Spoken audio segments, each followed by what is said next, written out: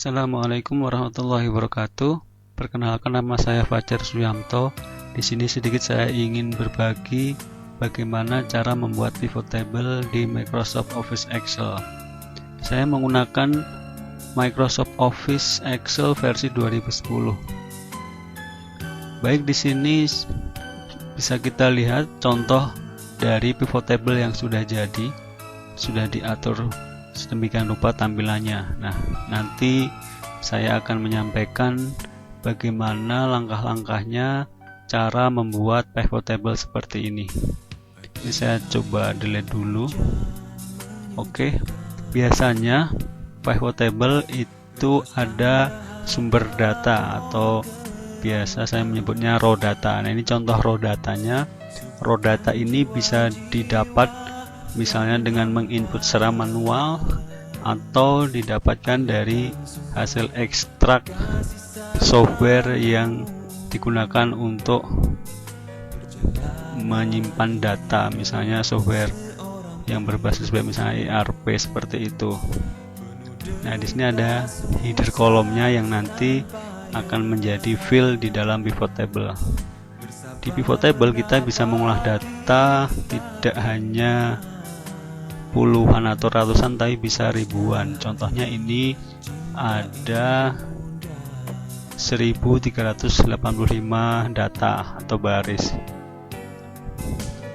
Nah, bagaimana memulai dalam membuat pivot table? Setelah data raw datanya siap, maka tidak perlu kita blok sampai semua data, tapi bisa saja langsung kita klik saja di salah satu sel di area data yang akan dibuat pivot table, kemudian masuk ke insert. Setelah itu pilih pivot table, klik saja pivot table. Nah, otomatis nanti raw data yang akan dibuat pivot table itu akan terpilih. Nah, ini bisa kita lihat di sini alamat nanti pivot tablenya dari A1 sampai L1385. Nah, biasanya pilihan yang ada di sini itu adalah new worksheet, karena pivot table nanti biasanya terpisah sheetnya dengan raw data. Tapi kalau misalnya Anda ingin pivot tablenya itu menyatu dengan raw data, nanti bisa dipilih yang existing worksheet. Kalau saya biasanya pakai yang new worksheet. Nah, setelah ini dipastikan new worksheet, maka kita klik OK. Nah, ini area pivot table yang nanti bisa kita atur. Ini ada di sheet baru. Oke. Kemudian cara untuk melakukan pengaturan tampilan atau data yang ada di pivot table bagaimana?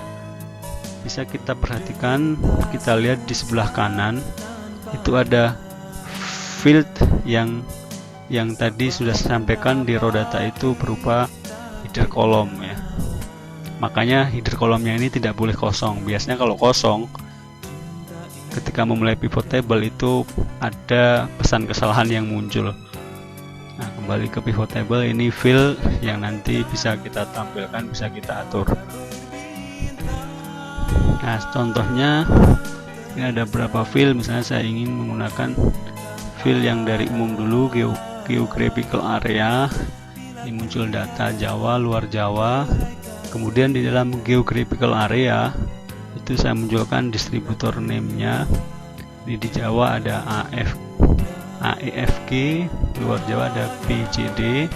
Kemudian di dalam distributor masing-masingnya ini nanti akan muncul lagi, misalnya ini ada customer name-nya. Nah, jadi nanti masing-masing distributor muncul nama-nama customer-nya. Nah, kemudian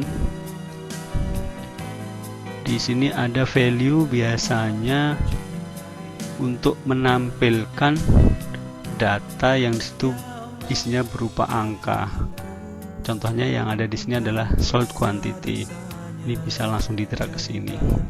Nah, ini data angka yang menunjukkan sold quantity-nya.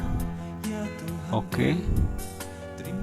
Nah, ada satu lagi kolom di atasnya ini untuk menampilkan secara tampilan kolom memanjang ke kanan di sebelah sini biasanya.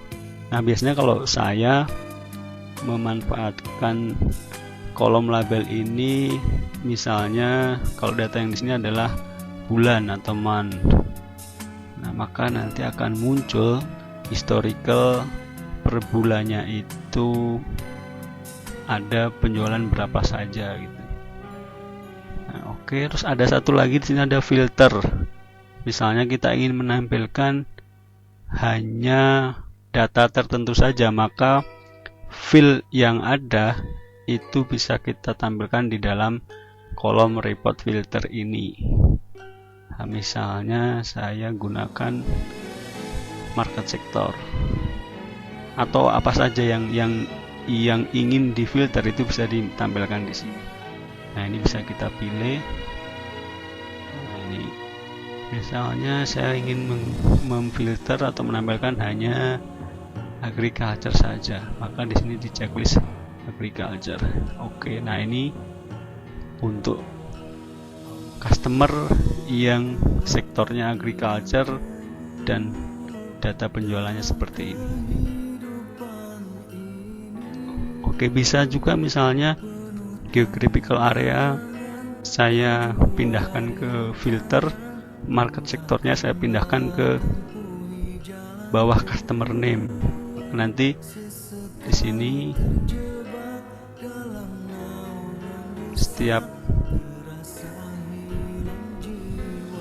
customer akan muncul sektornya. Kemudian di geographical area yang difilter ini bisa kita tentukan, misalnya yang di luar Jawa kita aktifkan, kita klik, bisa langsung diklik atau ini diaktifkan dulu. Kemudian ini diklik di checklist, kemudian oke, maka di sini yang muncul adalah distributor yang ada di luar Jawa. Nah, baik seperti itu beberapa pengaturan yang ada di pivot table. Untuk pengaturan yang lainnya nanti akan saya buat di video berikutnya. Terima kasih. Mohon maaf kalau ada kekurangannya. Semoga bermanfaat. Assalamualaikum warahmatullahi wabarakatuh.